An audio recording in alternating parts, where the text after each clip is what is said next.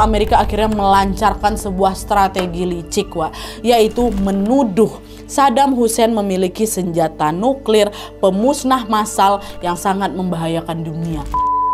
Hai, assalamualaikum warahmatullahi wabarakatuh. Terima kasih sudah klik video ini. Sebelum memulai pembahasan kita malam ini, aku mau nanya dulu nih ke kalian.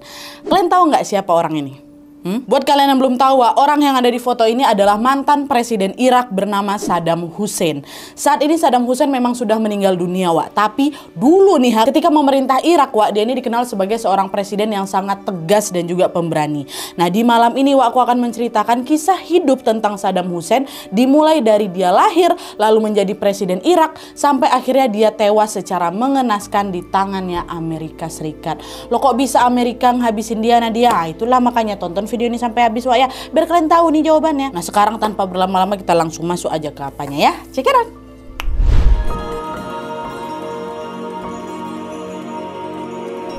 Oke, jadi Saddam Hussein yang memiliki nama lengkap Saddam Hussein Al-Ajwa Al-Tiktriti ini lahir pada tanggal 28 April tahun 1937 di desa Al-Auja, kota Saladin di Irak, Nah, Saddam ini berasal dari keluarga petani yang sangat miskin. Ayahnya bernama Hussein Al-Majidin dan ibunya bernama Sabhatulfah Al-Musallat, Nah, Hussein, ayahnya Saddam ini dikabarkan sudah meninggal dunia ketika Saddam Hussein masih berada di dalam kandungan. Dan konon katanya, dia ini meninggal karena menderita penyakit kanker. Tapi nih ada juga sumber lain yang bilang bahwasanya Sabha atau ibunya Saddam ini hamil di luar nikah, dengan pria yang tidak dikenal. Entah mana yang benar ya, tapi yang jelas sejak lahir Saddam Hussein ini sudah tidak melihat ayah kandungnya, ya. Nah, setelah ayahnya ini meninggal dunia, ibunya Saddam ini sempat menderita frustasi berat sampai-sampai dia tuh nggak sanggup untuk mengasuh Saddam Hussein yang pada saat itu baru saja lahir. Jadi ibunya ini macam kena baby blues gitulah. Karena kondisinya cukup mengkhawatirkan, Saddam Hussein ini pun diasuh sementara oleh pamannya dari pihak ibunya yang bernama Khairallah Tulfah. Jadi Khairallah ini adalah abang kandungnya dari Sabha gitu, omnya Saddam Hussein.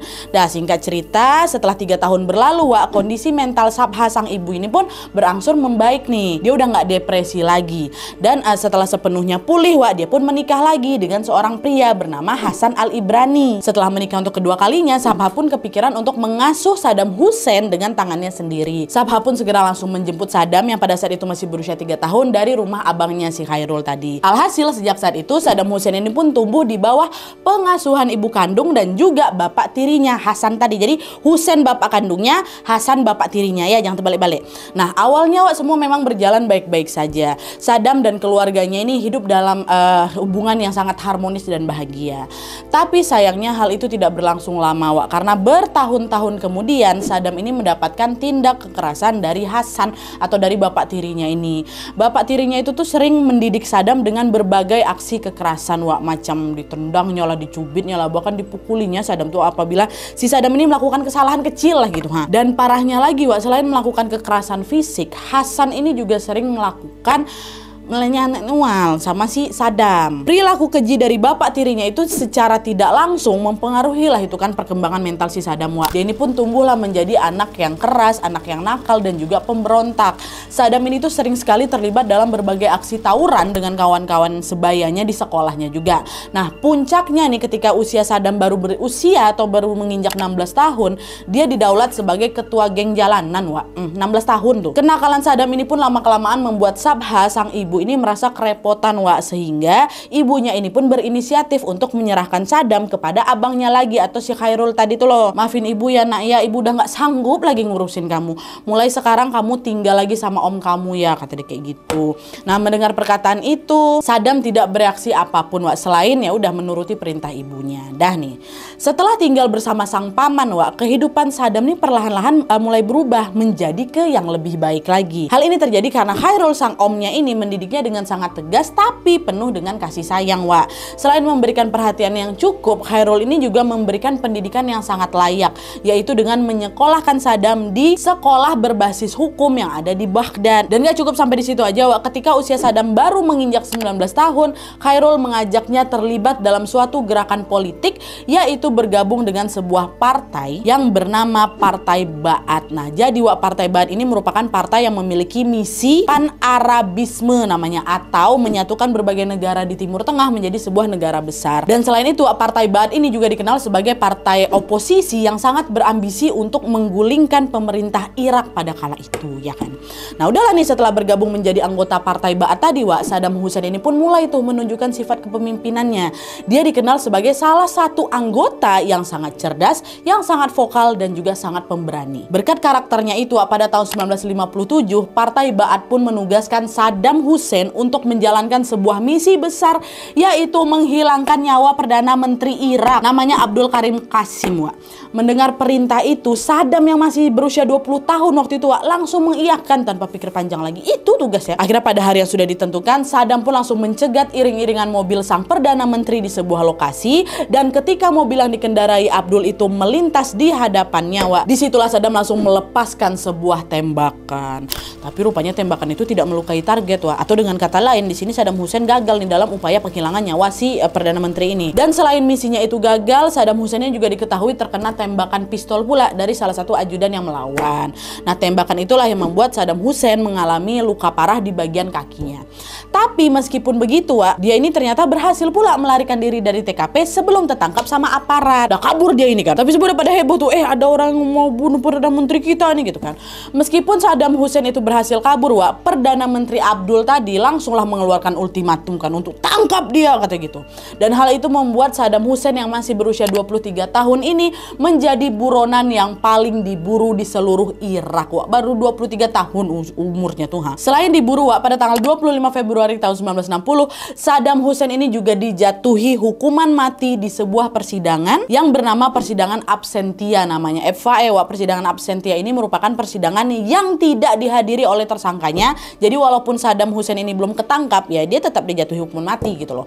Nah, udah nih, setelah menyadari bahwa dirinya dijatuhi hukuman, Saddam Hussein ini pun langsung melarikan diri tuh dari Irak. Dia pergilah ke Suriah. Tapi kan ternyata di Suriah juga kurang aman. Dia pun kembali lagi melarikan diri ke Mesir. Nah, ketika berada di Mesir inilah kehidupannya Saddam Hussein ini pun mulai berubah lebih baik lagi. Berkat koneksi politik Partai Ba'ath sama Mesir ini, si Saddam Hussein ini pun diterima dengan sangat baik oleh Presiden Mesir kala itu yang bernama Gamal Abdel Nasser, ya. Nah, selain diterima dengan baik di sana, Saddam Hussein ini juga diberikan kesempatan untuk melanjutkan pendidikan dengan berkuliah di Universitas Kairo jurusan hukum. Dibolehin dia kuliah di sana. Dan tuh kan, ketika Saddam Hussein hidup dengan sangat damai di Mesir, di sisi lain situasi politik di Irak justru kembali memanas lagi. Pada tahun 1963, Partai Ba'ath atau partainya Saddam tadi ini melakukan sebuah pemberontakan besar-besaran, untuk melengsarkan Abdul Karim Qasim tadi tuh masih pemimpin Irak nih. Bedanya kalau dulu waktu yang diutusnya Saddam Hussein ini mereka gagal, kali ini mereka berhasil rupanya, Hal itu terjadi karena pemberontakan itu dipimpin langsung oleh petingginya Partai Ba'ath yang bernama Kolonel Abdul Salam Arif. Gak tanggung-tanggung, dalam kudeta itu mereka berhasil menghilangkan nyawa Abdul Karim Qasim, Perdana Menteri Irak tadi tuh. Dan setelah Abdul Karim Qasim ini tewas, Kolonel Abdul Salam lah yang memimpin pemberontakan tadi itu langsung tuh naik tahta dan didaulat sebagai penguasa Irak yang baru. Nah, pas sudah berkuasa ini, dia pun segera melakukan sebuah perubahan yang sangat besar, yaitu mengganti bentuk negara Irak dari awalnya negara monarki menjadi negara republik. Nah, dengan bergantinya bentuk negara itu, Kolonel Abdul Salam pun mendapatkan julukan baru, yaitu apa? Jadi presiden pertama di Irak lah dia. Dia dari monarki dipindahin republik kok. Ya kan? Nah, di saat yang sama, dia ini juga mengangkat satu rekan partainya juga yang bernama Hasan Al-Bakr sebagai wakil presidennya. By the way, Hasan Al-Bakr ini masih saudaraan loh sama Saddam Hussein, masih sepupuan mereka, ya. Ini di notes bagian sini ya. Oke, nah di masa pemerintahan Abdul Salam dan Hasan Al-Bakr ini, negara Irak ini bisa dibilang cukup stabil lah gitu dibanding sebelumnya. Tapi sayangnya hal itu ternyata tidak berlangsung lama, karena tanggal 13 Juli tahun 1966, Presiden Abdul Salam dinyatakan meninggal dunia karena kecelakaan helikopter. Nah, setelah dia ini tewas, otomatis posisi presiden di Irak kan jadi kosong nih. Disinilah sebagian besar anggota Partai Ba'ath pun akhirnya mengangkat adik almarhum dari Abdul Salam, namanya Abdul Rahman Arif, sebagai presiden Irak kedua. By the way, memang namanya mirip, kakaknya yang meninggal di helikopter tuh namanya Abdul Salam Arif, adiknya namanya Abdul Rahman Arif, ya. Nah, diangkatlah ini kan adiknya jadi presiden kedua di Irak.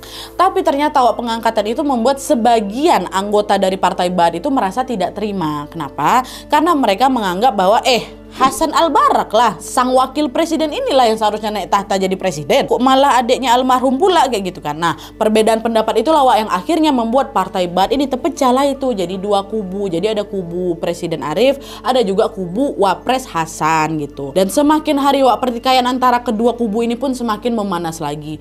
Puncaknya pada suatu hari nih kubu dari Wapres Hasan pun melakukan kudeta sehingga mereka pun berhasil melengsarkan Presiden Abdul Rahman Arif dari jabatannya. Udah dilengser lah ini presiden kedua tadi kan adik almarhum tadi tuh. Nah, setelah dia dilengser, Wapres Hasan ini pun langsung naik tahta dan diangkat menjadi presiden ketiga Irak ya. Nah, naiknya Wapres Hasan jadi presiden inilah Wak yang nantinya menjadi cikal bakal berkuasanya Saddam Hussein di Irak. Oke, mana ceritanya? Nah, dia kan di Mesir aja, makanya dengar dulu.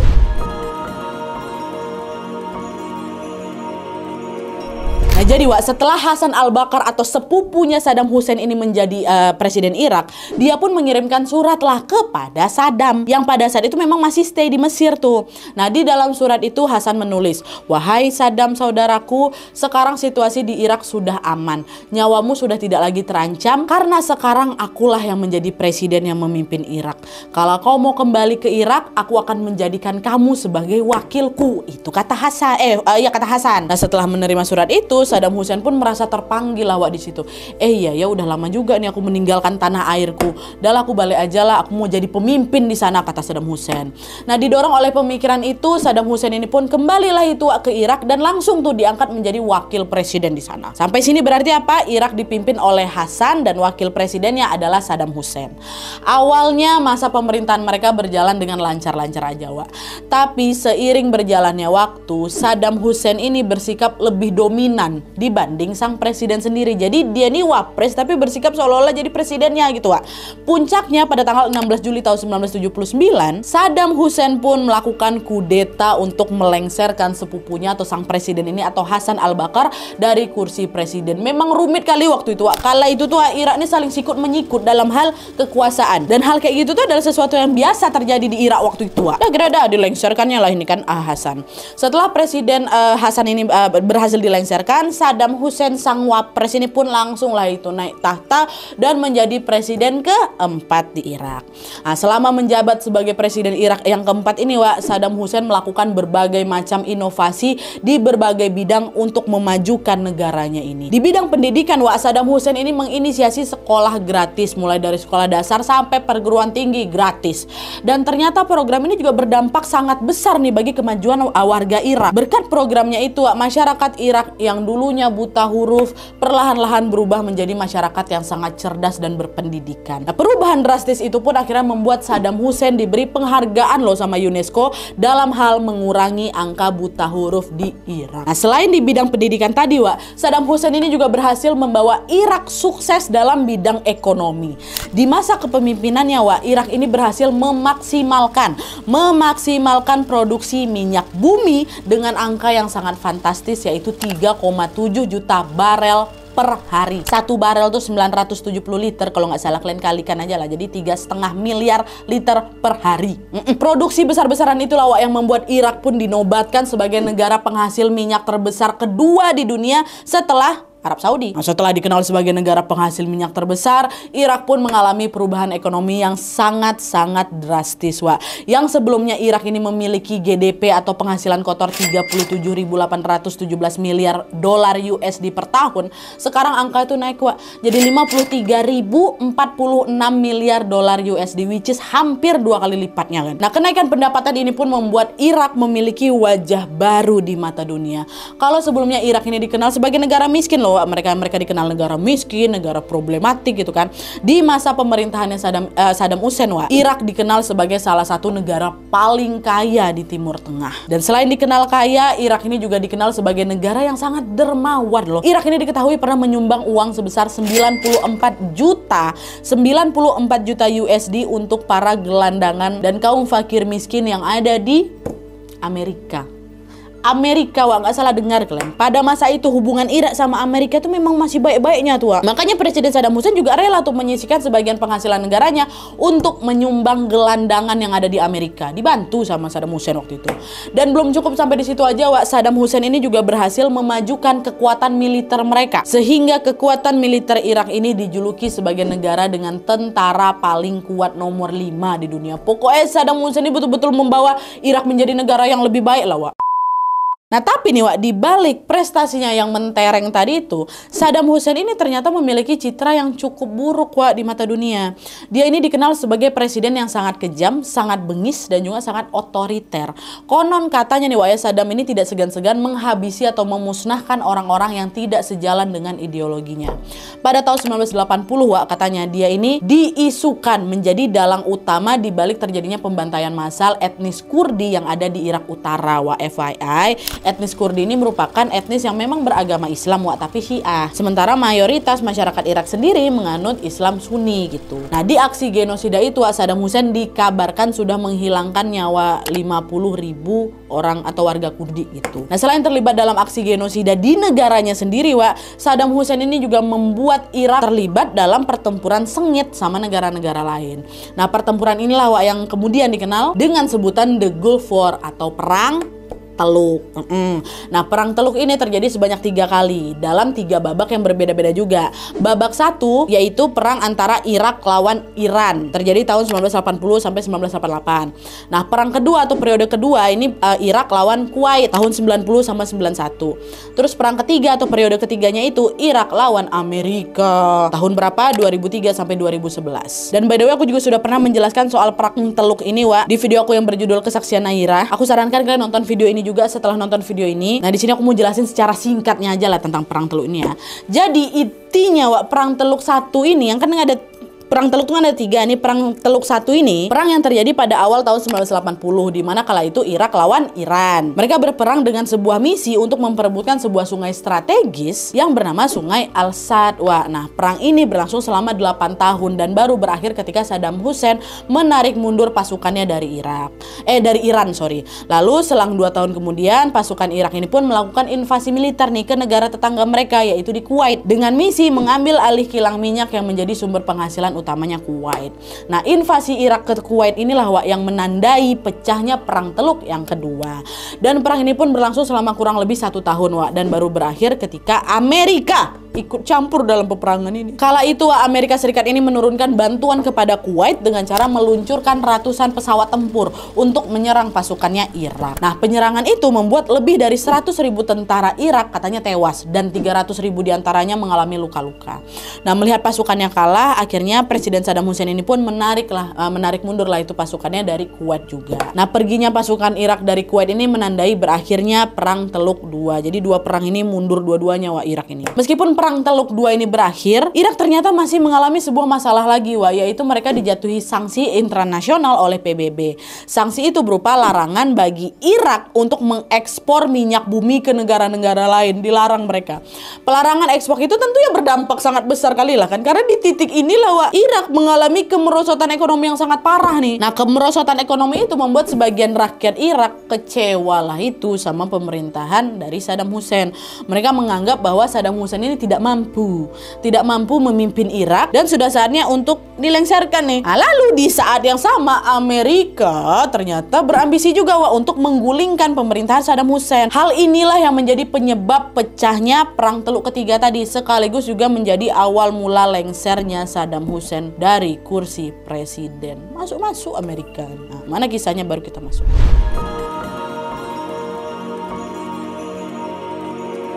Nah jadi, wak, setelah Irak ini kalah dalam perang Teluk 2, Amerika ini kan berambisi juga nih untuk melengsarkan Saddam Hussein dari tahta presiden kan.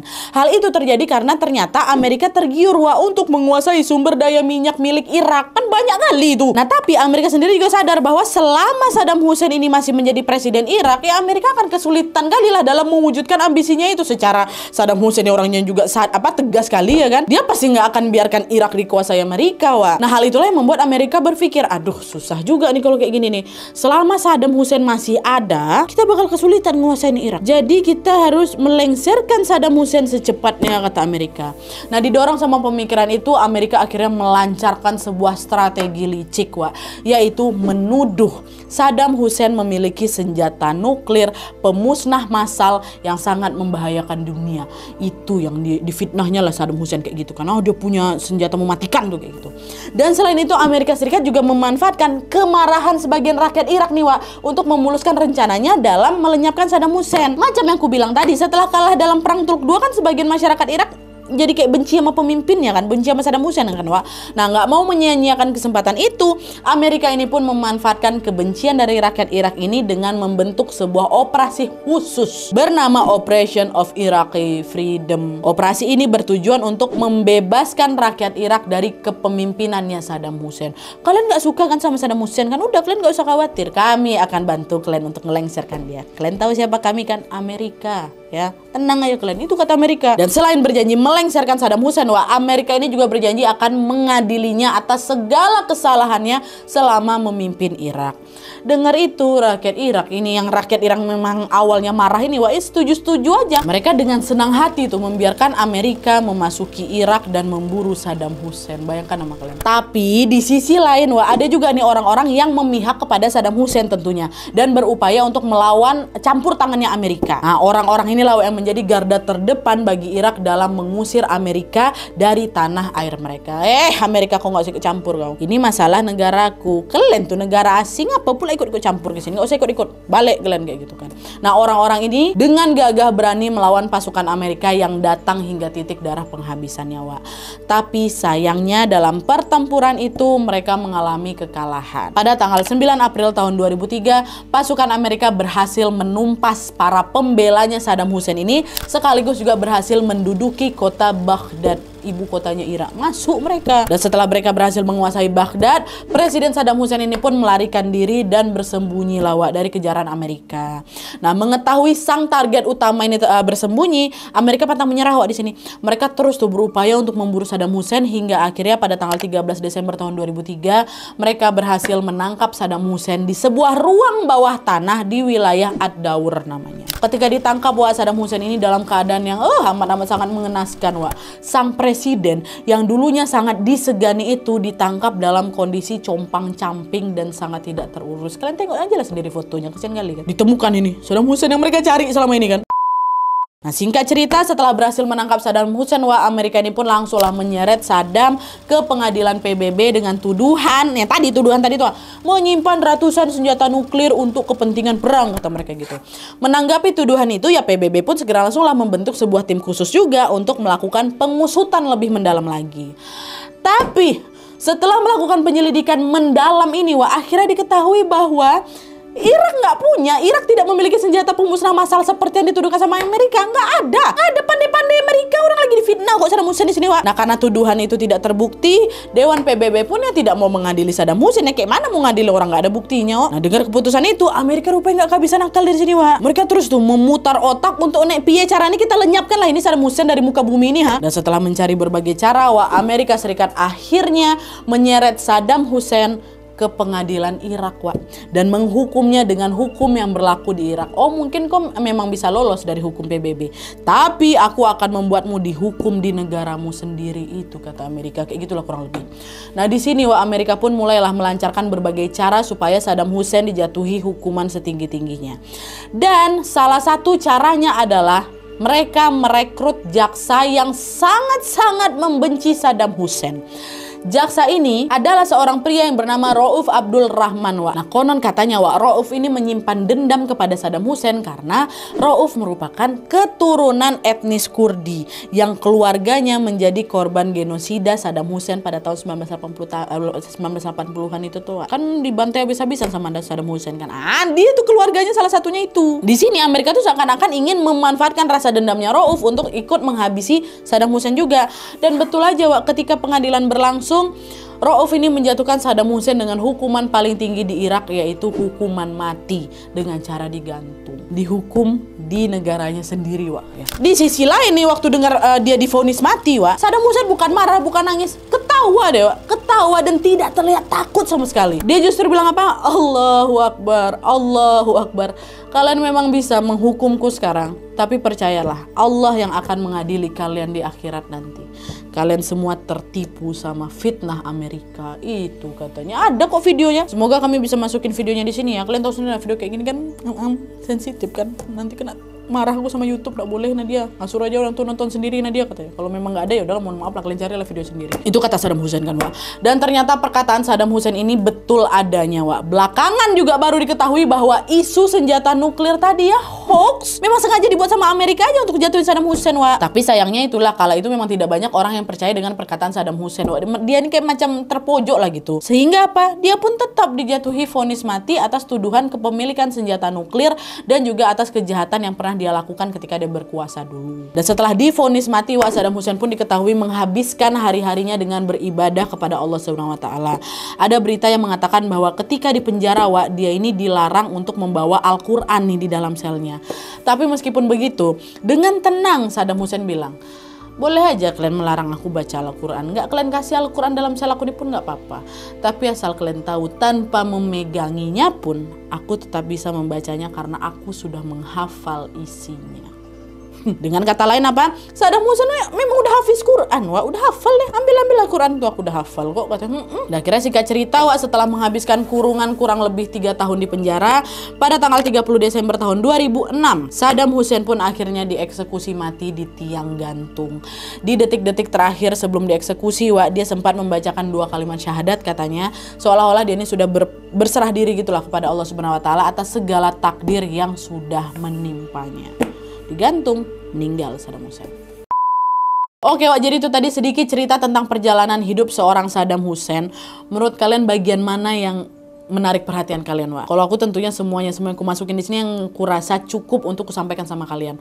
Tapi yang bikin aku terenyuh ya, waktu dia teriak, rakyat Irak sudah tertipu fitnah Amerika. Waktu di persidangan tuh, kalian tengok videonya, Wak, sumpah merinding kalian. Kalau dipikir-pikir ya betul juga, kok bisa-bisa ya rakyat Irak dipercaya sama Amerika daripada mantan presidennya sendiri kan, Wak. Ya oke lah, mungkin Saddam Hussein ini adalah sosok pemimpin yang otoriter gitu, yang ambisius, tapi ya nggak bisa dipungkiri juga bahwa dia memiliki jasa yang sangat besar bagi kemajuan Irak kan. Nah, setelah Saddam Hussein wafat, Wak, Irak tuh terus-terusan tuh digoncang sama konflik besar yang membuat negara itu pun menjadi tidak stabil juga. Dan menurut beberapa artikel yang aku baca, Wak, 2 tahun setelah Saddam Hussein ini dieksekusi, ternyata banyak juga tuh kasus pemberontakan, ada juga kasus pemboman dan juga perang saudara antar etnis di Irak. Pokoknya kacau kali lah di sana, Wak. Dan berbagai kekacauan ini pun akhirnya membuat rakyat Irak diliputi rasa penyesalan. Mereka tidak menyangka bahwa mereka bisa mempercayai perkataan Amerika yang udah jelas-jelas justru akan menimbulkan kehancuran di negara mereka sendiri. Nah itulah kan, coba aja kalau mereka percaya sama Saddam Hussein nih, Wak, mungkin yang kekacauan itu nggak bakal terjadi. Saddam Hussein masih hidup, masih tetap mempertahankan Irak mungkin ya, tapi wallahualam memang udah jalannya kayak gini, memang garis takdirnya Saddam Hussein harus kayak gini kan, Wak, macam mana lagi. Tapi aku juga mau ingatkan, Wak, ini adalah informasi yang sangat singkat menurutku untuk kalian mengetahui soal yang lebih banyak lagi tentang Irak dan Saddam Hussein. Kalian bisa gali lagi informasi yang lebih lanjut, dan kalau misalnya ada juga informasi yang aku sampaikan di sini kurang atau memang ada yang keliru, kalian boleh tambahin aja atau perbaiki aja di kolom komentar di bawah, Wak, ya. Dan beritahu juga ada informasi-informasi baru yang memang tidak aku cantumkan di sini di kolom komentar biar kami sama-sama tahu gitu. Oke? Dah? Dah kan? Dah, jadi sekian dulu videonya. Terima kasih banyak yang sudah menonton, terima kasih banyak yang sudah join membership, terima kasih banyak buat super thanks-nya. Kalau kalian suka video ini, klik like-nya, jangan lupa klik link di bawah untuk saran-saran dan ide-ide untuk video selanjutnya. Jangan lupa nyalain juga notifikasinya supaya kalian tahu kalau aku upload video baru. And as always, jangan lupa untuk klik tombol subscribe supaya kalian sama-sama tahu informasi menarik dan menegangkan dari channel aku. See you next video, Wak. Bye.